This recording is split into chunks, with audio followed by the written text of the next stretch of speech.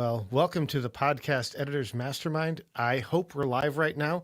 When I hit the little go live button, I actually got a warning that said, hey, this is too hard. StreamYard's struggling. So I'm hoping that we're live and that if you're watching either on Facebook or on YouTube, you're able to join us in the chat because we want to hear from you.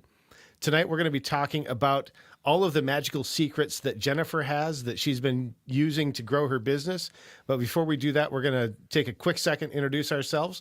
I'm Bryan. You can find me at toptieraudio.com. And over here is Jennifer Longworth, bourbonbarrelpodcasting.com. And unable to join us tonight were both Daniel Abendroth and Carrie Caulfield. Both of them were unable to make it. You can find Daniel at rothmedia.audio and Carrie at carrie.land. And we're hoping that they can be back with us soon, but it's just us for tonight. I also want to mention before we get into this that we do have a potential sponsor coming up for a couple episodes. So just kind of keep your eyes open for that in the next couple of episodes, and we'll see what happens with that. With that, we're going to go ahead and jump in because that's what podcasters do. We get all this stuff out, then we jump in. We say we're going to get right to the meat and potatoes because we need cliches. So Jennifer, we're going to talk about marketing Let's dive right secrets. in, Bryan. Yeah, let's dive in. We're talking about marketing secrets today. So instead of just having you spill the beans and like try and share all your secrets in one fell swoop, I thought maybe we'd take a little bit of a process through this and just talk about like before, because last year I think you were kind of getting back into the editing. You'd taken a bit of time off from editing. You were getting back in, and I think you ended the year with a handful of clients. What were you doing in terms of marketing and getting your business out there that got you back to that handful of clients?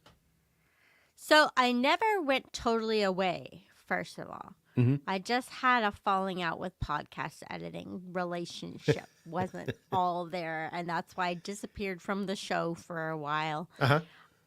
But I never quit editing because I have I have one long-term client who's been with me for a few years, so she never missed a beat, and a couple others, they've pod faded since then, but whatever. But I've always kept a few.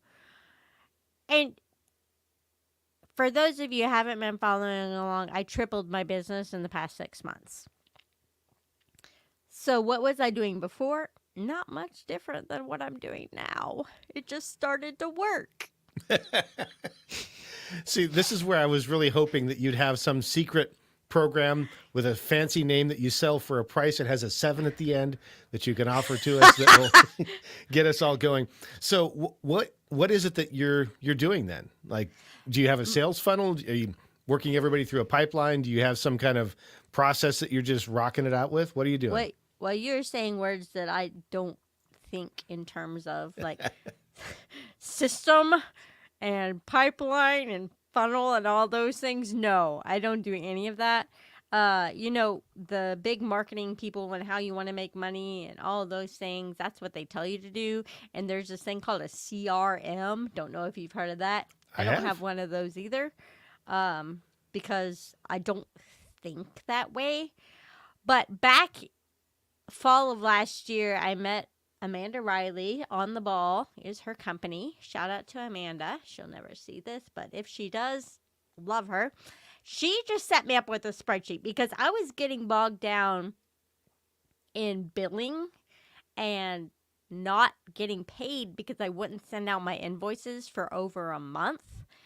And that's not a good way to run a business because then you don't make any money because you're not asking for the money and you don't get paid. So she sat down with me and she just made a spreadsheet.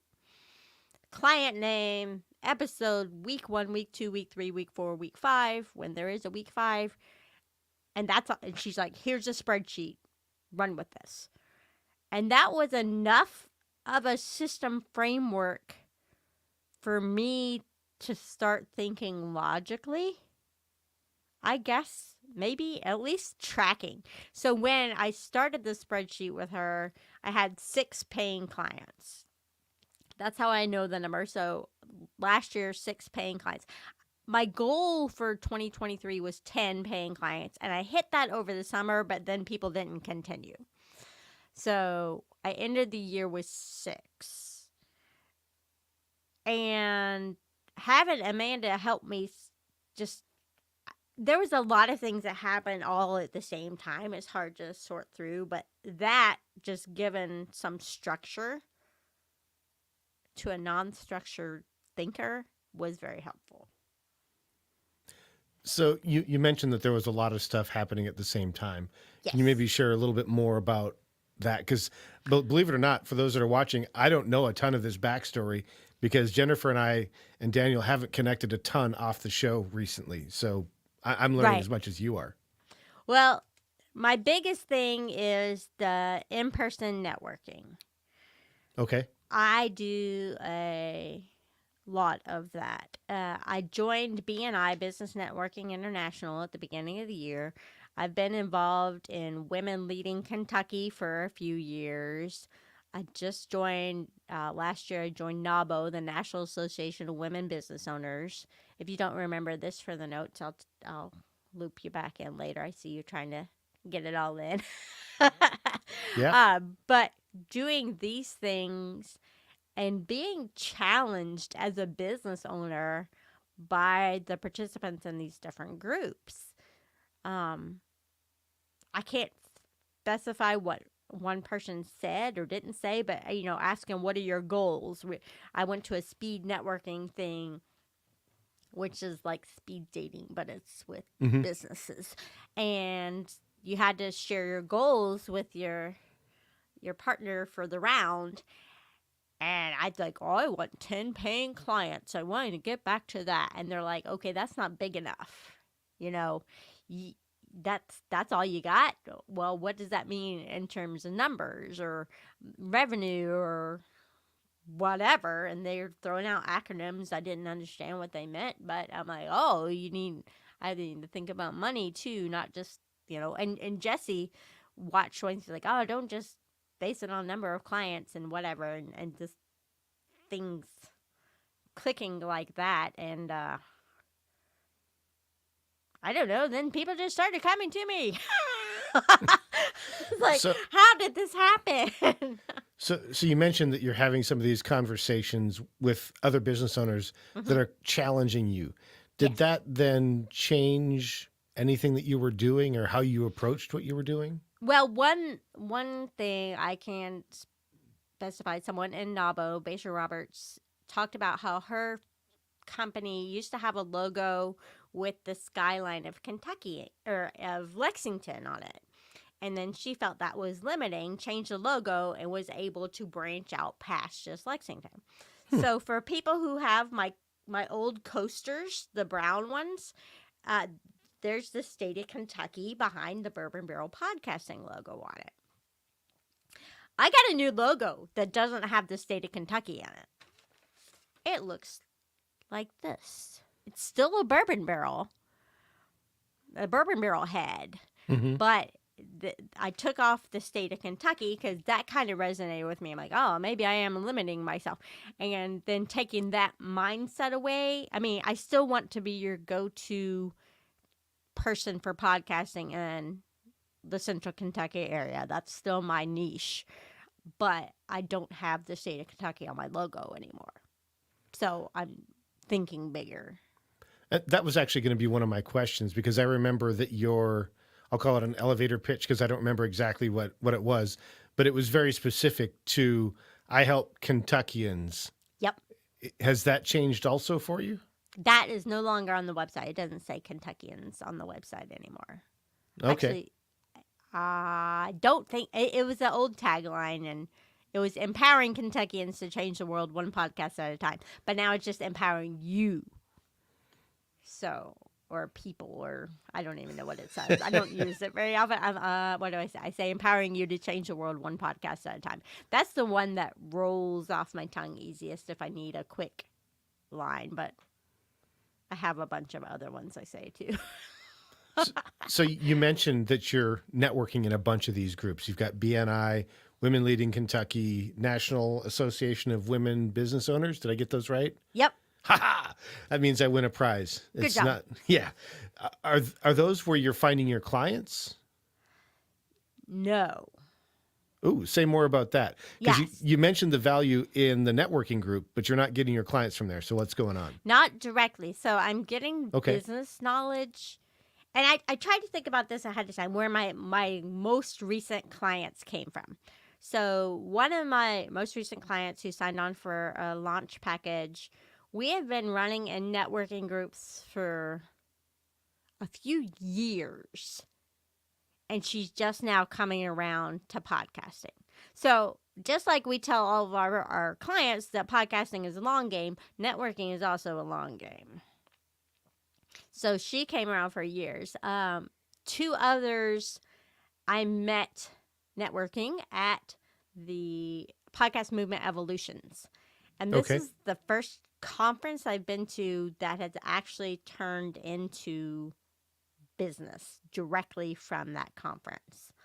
I've spoken, I've visited, I whatever. Well, good clients. I have met, I should say, I did get somebody else from one or the other, but they've already podfaded. So, but this one, it just felt like, wow, I'm getting my return on this conference, Nice. and that's real nice. And one of them,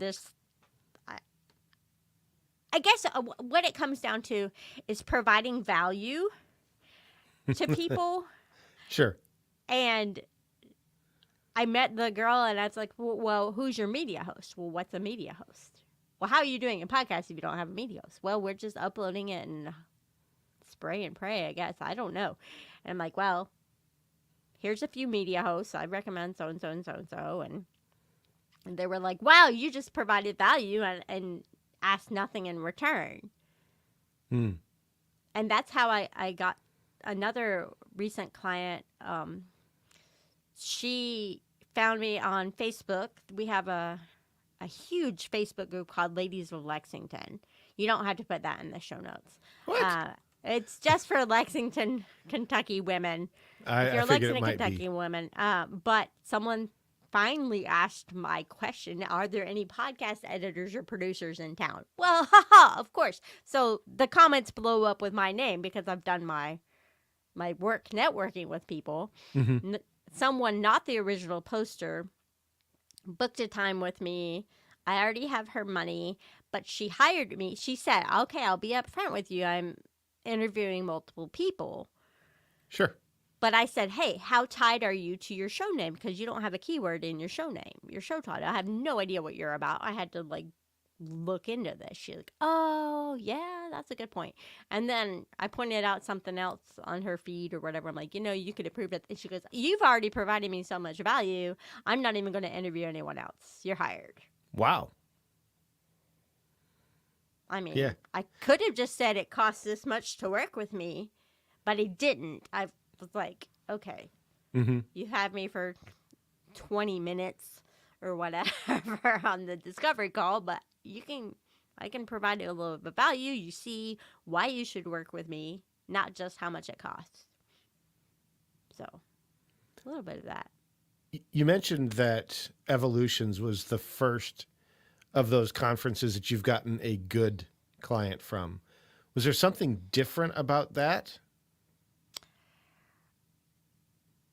As I reflect on my not so good clients, I think that it was the difference was I interviewed with both co-hosts this time, whereas before I only talked to one of them and the other one had a problem with me. Ah. So if you are going to work with someone, I'll be sure you talk to all the parties involved because there was a personality issue. But I'm like, that's been, as the kids would say, a hot minute since I've gotten clients from our conference. So I kind of almost forgot about that. I did have that. Part of why I'm asking is because I've been to several conferences and my number is 0, which is fine. I mean, I didn't go to the conference for the specific purpose of finding a client. That's just a nice bonus. Right. But I was just wondering, if there was magic in the conference itself, because I think Evolutions tends to be more industry focused as opposed to the regular podcast movement. I think is generally more beginner focused, right? There's a lot of tracks. A lot of the tracks are very basic, high level stuff, or they're purchased by somebody who's just selling them, helping you with your show, right? Right. Well, I will say that none of the clients, I've never gotten a client directly from speaking at one of these. But I sat behind the one girl, and that's the one I provided value, telling her what a media host was and why she needed one. And then the other lady, I sat next to her and just got to talking, and I haven't raised my rates yet, so my rate is like way less than what she's paying now. She's not happy with her editor. I'm like, I can save you some money. And that's not going to be my pitch after June 1st. But we just kind of clicked, and we had a lot in common, and just kept talking. And I mean, it's still networking, just on a different scale. So I think before we move on from networking, we did have one question. Daniel dropped in. Even though he wasn't able to make it, he had a question for you. He's good like that. He mentioned that he wants to get involved in some networking, but he's not really sure how to get started. I don't think that I heard from you that you started with BNI and Women of so how did you get started? Okay, so how did I get started networking? Yeah. Let's go back in time to when I was a stay-at-home mom Avon lady, or even before I had kids. I sold Avon for 10 years, makeup, perfume, jewelry stuff. Yep, I did that. And then I so as a salesperson, you have to get out, and it's a numbers game, and you got to meet people, get your stuff out there. So I started finding networking groups back in, I guess this would have been 2000, 2002. That's when my kids were little. But getting into the networking game then, and there were a few different groups I kind of got involved in then, and then a few years ago found a different one. But not all groups are for the same. I don't want to say quality of people, but that is seriously the only word coming to my head. But like, some are for mompreneurs, some are for women business owners, some are, it depends. So you have to find the right group. And if you can't find one, well, I started the Lexington Podcasters Meetup group in 2018, and I have gotten clients directly from running that group because I'm the expert in the group, because it's my group. And people come to the group, and they're like, who edits in here? And everyone points to me. Right. They're like, oh, it's her.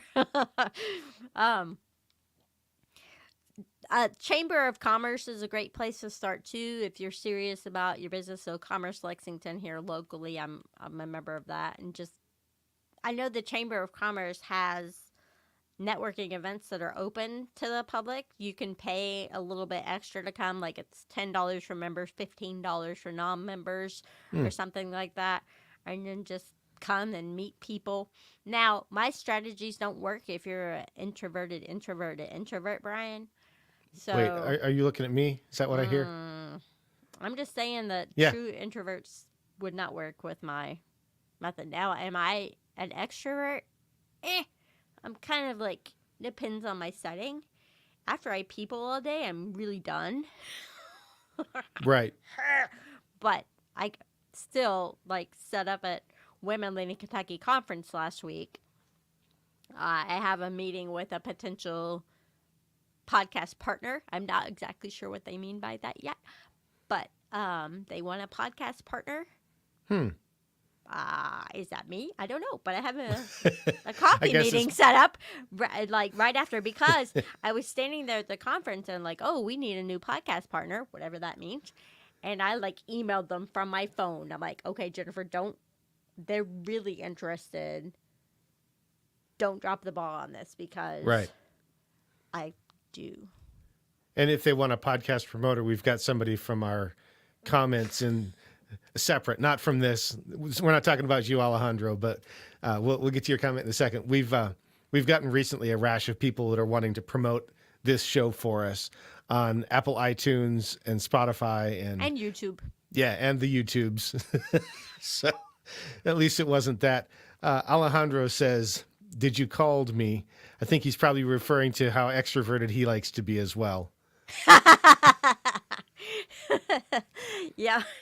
Well, podcast editors, it's a very, me and my computer type Yeah. industry.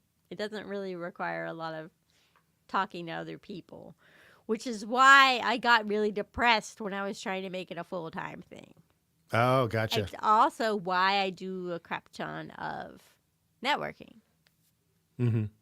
because I gotta like satiate that extroverted side of me Right.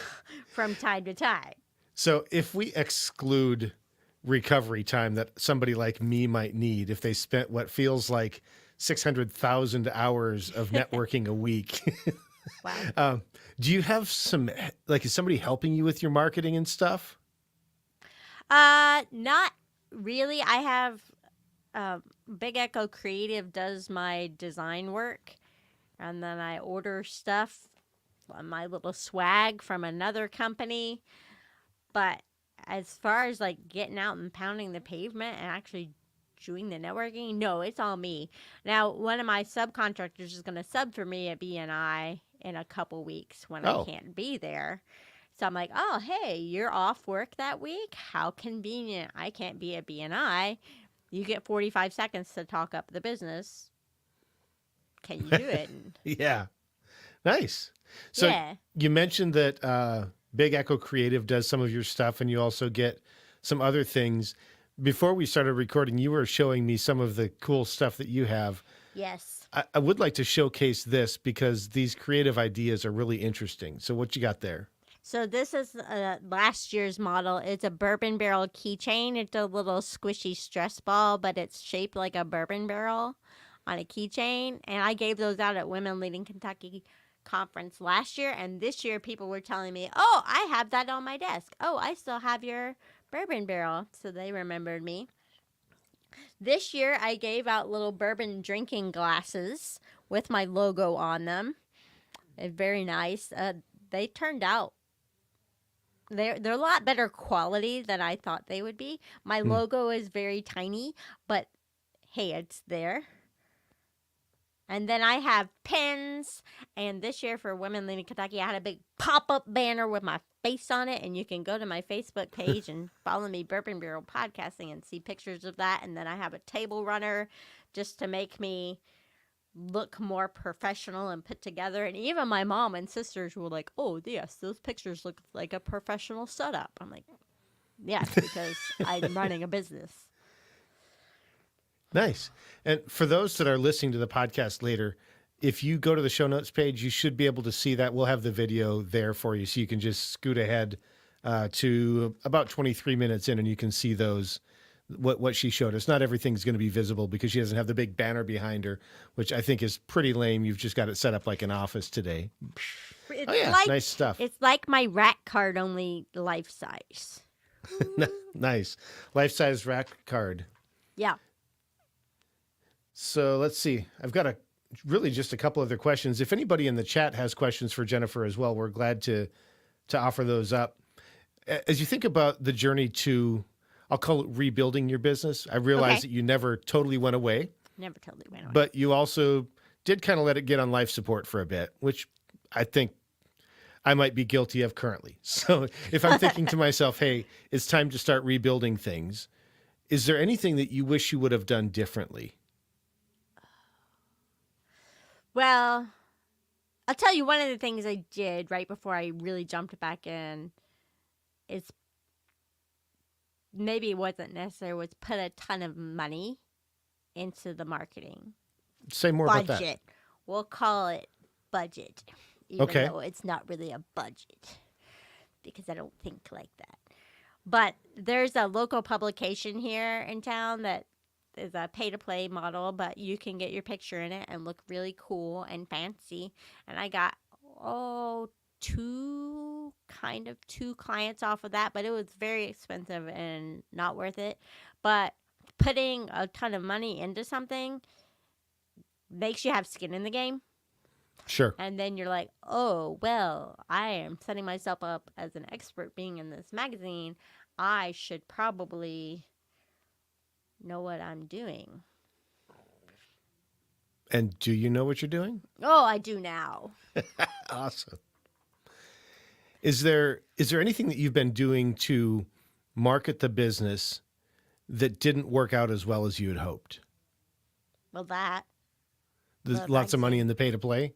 yeah, that didn't work out as well. I mean, people see you and they're like, "Oh, I saw you in the magazine." I'm like, "Oh yeah, okay." So yeah, it's more like social proofing and street cred, but you Okay. don't actually get. I mean, some people are real successful with those magazines. They say that's like their top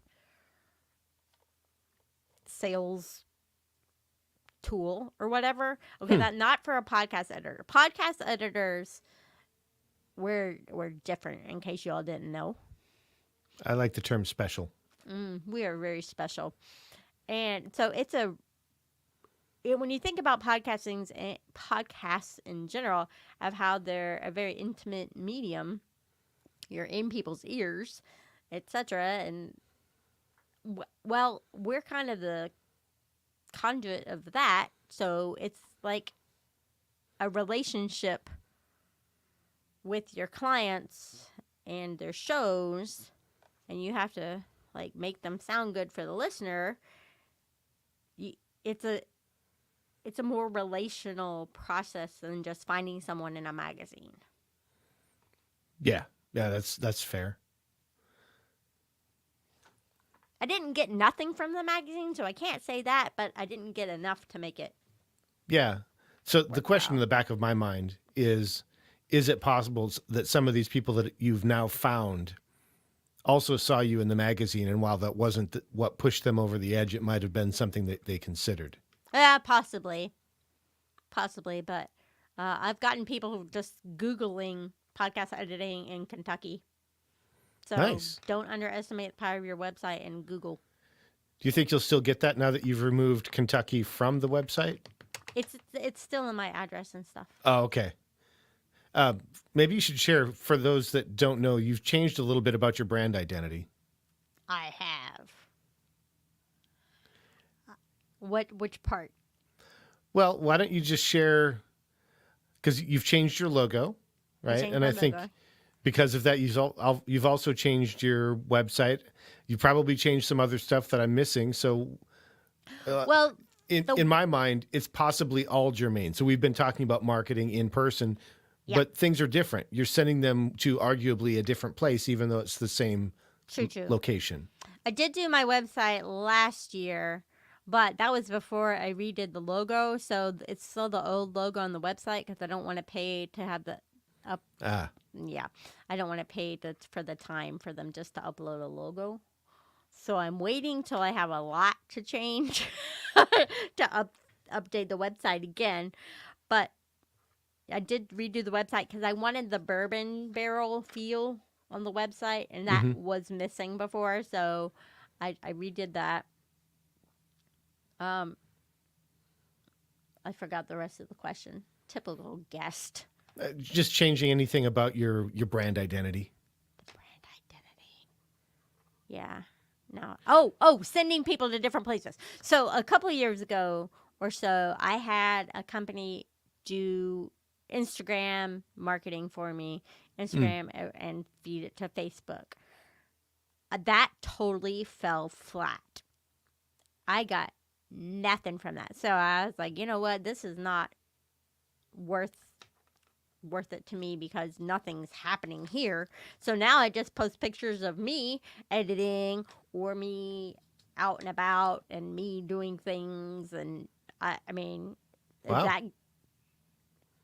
I get engagement on it. Is it turning into clients? No, but neither was what I was paying for. And I suppose that's a lot easier too. Yeah, and nobody's forcing me to do a reel I don't want to do. Yeah. So there's value in pushing through, right, and doing something that's been proven to work. But there's also value in not trying to fit yourself into somebody else's wardrobe, Yeah, which to me, that's what a sales funnel feels like. It feels like what I should do. And conceptually, I can totally get on board. But when it comes to actually trying to force people through a process, that to me, I just don't like it. I'm not saying I'm right. I just don't like it. well, my little process is somehow you either find my website or you find me and I send you to my booking link. So I still do the click here to book with me Mm-hmm. for the 20-minute consultation call, which never is just 20 minutes, but whatever. And then provide value or answer questions. Sometimes people just want to talk. They're not ready to hire, like Gina I talked about earlier. And then hopefully they say, oh, yeah, I want to know more. Or how much is your prices? Blah, blah, blah, blah. And then I send them a proposal, which hopefully they sign, and then we set up the Dropbox. So it's not a very... The other option, you can go to my website, bourbonbarrelpodcasting.com, and get my free ebook, and then you end up on a email drip campaign that you get like 10 to 12 other emails from me, and you never hear from me again because I never look at ConvertKit. So, system flawed. But if someone just has questions, then I don't feel like answering the same 10 questions over and over again Right. that we all get. Just get on. Here's Go my there. ebook. Here's my ebook. And then you get the drip campaign. So, Nice. So Alejandro does have another question. yeah.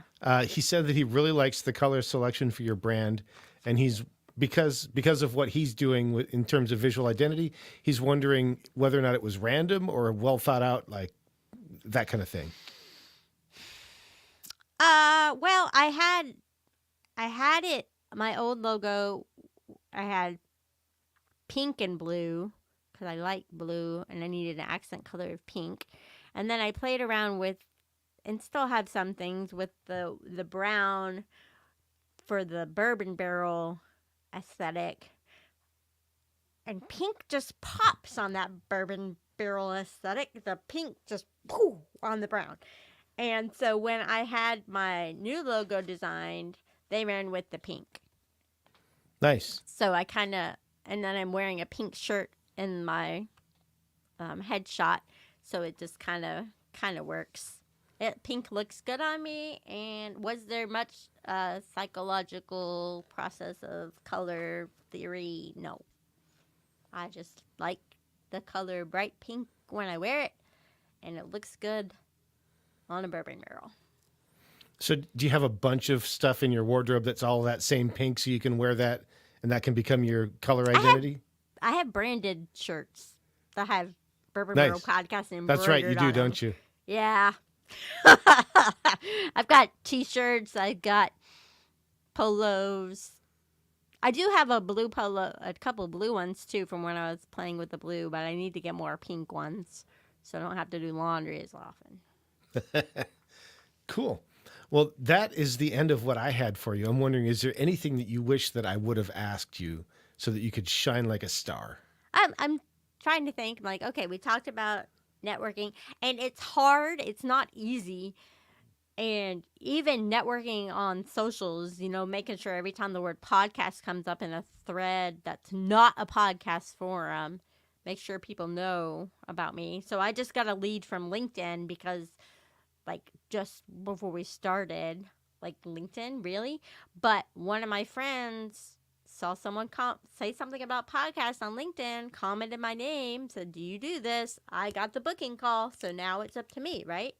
And they're looking for, like, a true consultation, but they said, oh, and I might be able to hire you. So I'm like, oh, they already are thinking this is great. I'm just going in with prepared to give value. I also, with the Chamber of Commerce, I forgot to mention, I spoke at a recent chamber event, and I got a potential client off of that right away about podcasting, of course.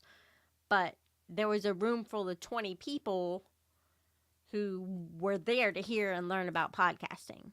Mm-hmm. At least that's what I presume they were there for. A couple of them might have been there just The for free the lunch. networking. Well, there wasn't even, it was like maybe snacks and a water neat. bottle. It wasn't even lunch.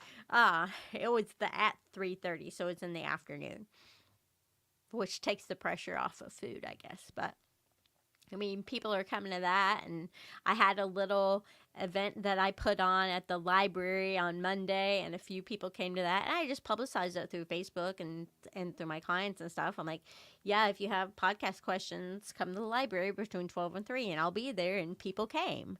So you have to create the opportunities for yourself sometimes as well. So if you don't have a local podcast group to thrust yourself upon as the expert editor, start one. I just found, I'm like, certainly I'm not the only podcast person in this town in 2018. So I found somebody else. We started the group. He's done pod faded and disappeared, but the group is still going. So you just have to create your own opportunities sometimes if you can't find the right niche for yourself. And also keep in mind that my target market is local Lexington. That's who I'm going after. So that's why I get myself out there. And then people say, wow, you're everywhere. And I'm say, yes, that's what I'm trying to do. Like, wow, you're everywhere. Yes, that's me. Well, Jennifer, it has been incredible to listen to you share how you've done this. And it's been fun to watch as you've been growing your business and transforming yourself into a business owner and kind of looking behind you going, how did I get here? And it's, I don't know. it's fun to do that. I do think I realize we're a little bit early. That's okay. I would like to jump to the question of the week. I think you had to ask a couple of times before you could get a new one from ChatGPT, but what's our question? Our question of the week from ChatGPT is, if you could have dinner with any historical figure, who would it be and why? And don't say Jesus. Wow. Kind of killed that one. I know. Well, Jesus would be the obvious answer, so we'll just... So, I mean, there's so many different directions. I think I'll pick one from American history. I would love to sit down with Abraham Lincoln and talk about what led him into the Civil War and going through that. And like, I'm interested to hear from the person rather than everybody that kind of shares what they think about it. I'll go with that one. What about you? Well, I saw the question ahead of time, and I already had my person picked out. So Mary Todd Lincoln was my answer. Who's that? That's Abraham Lincoln's wife. No way. Totally. She grew up in Lexington, and I did a book report on her when I was like in 4th grade. And she struggled with some of the same things I struggle with, but not having a husband in presidency and getting killed and everything, but some other things. And I don't know. That's just interesting. She was an interesting character. So that's Alejandro says Gandhi, and then just kidding. I wouldn't mind meeting Gandhi. I think that would be good. There's lots of people. I'm like, okay, well, I mean, my patron saint is Saint Jane Frances de Chantal. I'm Catholic, so I would like to go like meet her and say, okay, tell me what inspired you to do this or that, and how did you feel when this happened, and all the things. So that would be a cool one too. Cool. I think that wraps it up. If somebody wants to take Jennifer's place next time and be the guest, Jennifer, how would they be a guest on the show? You go to podcasteditormastermind.com/be a guest or email us, at podcasteditormastermind.com. Yeah, that'll get it to us. I think that's all we've got for today. I do want to thank you, Jennifer, for putting yourself in the hot seat, letting me ask probing questions that I will probably use to try and go get business. And well, good luck. Yeah. For everybody else that joined us in the chat, thank you for being here live. If you're listening later, we're glad that you were here. The show is available in both video and audio podcast form. Alejandro's our editor. He makes the audio for us. And if you check out the website, podcasteditorsmastermind.com, for the most recent episodes, you can find both the video and the audio there at the same time, so you don't have to wonder where to go to get it. It's just all right there. And I think that brings us to the end. Am I missing anything, Jennifer? Well, I'm Jennifer Longworth, and you can find me at bourbonbarrelpodcasting.com. You can spy on me online, Bourbon Barrel Podcasting. I'm not on Twitter, though. And I'm Bryan. You can find me at toptieraudio.com. I am